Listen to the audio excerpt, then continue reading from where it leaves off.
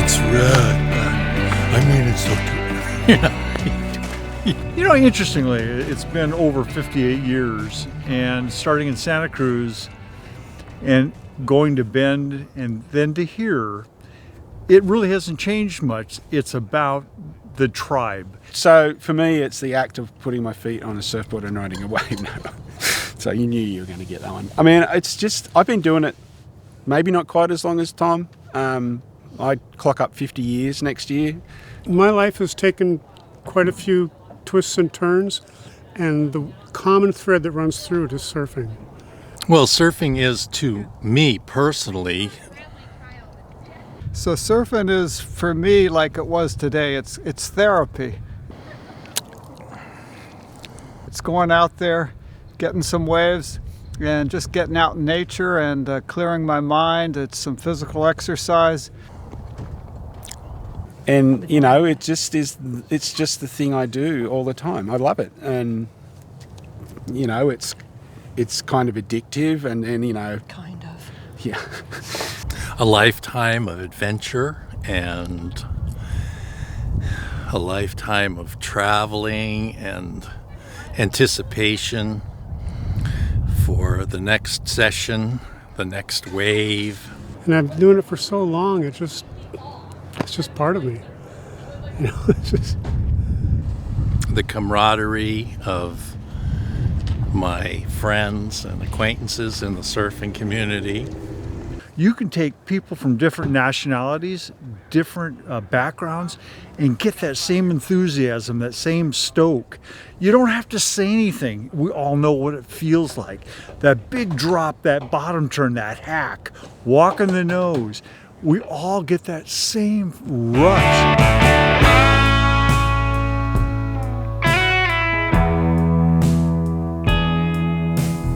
I am the worst addict. I suffer many thrills that always leave a mark in me. This highway's never ending. It brings you to your knees, but no one's love is like it is. You got no one above you, and so they say you're free, but that's not all that bothers me. I had never said a word about it, but never stop believing, don't you know? I haven't been around for you, my darling. Short in memories won't guide you home.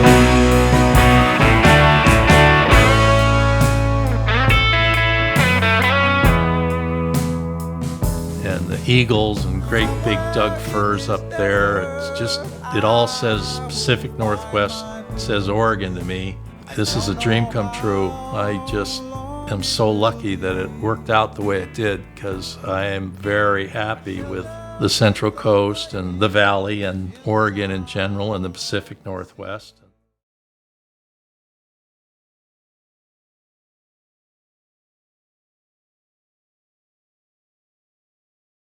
The first thing, if you go back even further than a place where you have style, because you don't really have any style at the beginning. You're just trying to catch a wave. And the reason you're doing that basically is because of the rush that one feels when a wave picks you up. There's this sudden spurt of energy, and suddenly you're going fast. And it's quite thrilling. It's like unlike anything you've experienced. You're in the ocean You're not in a go-kart or on a bicycle or something.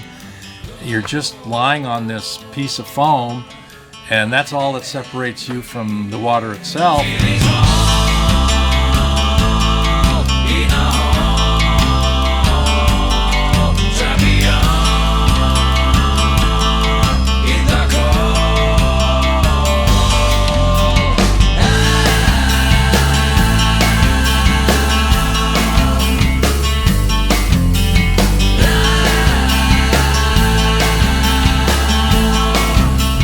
And once you learn how to stand up on the board and not fall off, then you start to notice, well, you've already noticed other surfers doing things on waves. And some of these things are functional and some are just stylistic. Function is when you do something that you have to do in order for the ride to continue. But once you get to the point where you're on a green wave, you've noticed that surfers don't go straight towards the beach. They ride across the wave. And as the wave, if the wave is a good surfing wave, then it will break a piece at a time. We call it sectioning. It'll section the curl is the part of the wave, of course, that comes over, and the surfer's goal is to stay even with the curl or ahead of the curl, but not behind it, because once you get too far behind it, the wave will knock you off and the ride will end. You are free to crawl inside, but you will never leave the bar. If you think of it as a dance, we have an opportunity to express ourselves in the experience of surfing. And on the face of the wave, there are certain places that aren't particularly functional in of themselves. Now, for instance, the head dip. When the curl comes over, a surfer can just stand there and let the curl break on his chest. He can duck down. Ducking down and having the curl go over is functional, because if the curl hits the surfer hard enough, it'll knock him off the surfboard.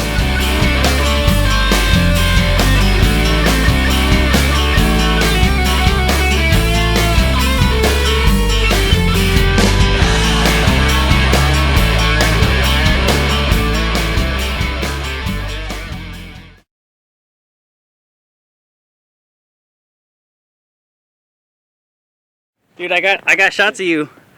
Oh yeah? Before your board's broken. Before it broke?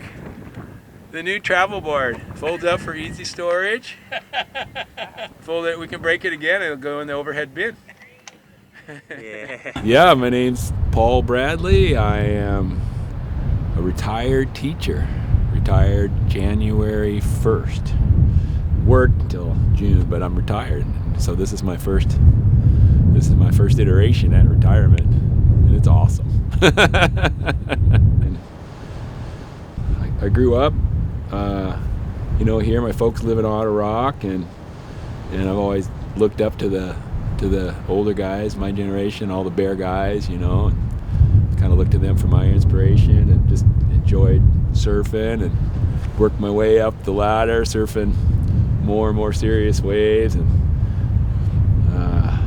now I'm getting up there. So I'm gonna surf less and less serious waves, but I still really enjoy it. I was lucky to fall in with the young guys, Dan and Ollie, and they dragged me out into even bigger stuff.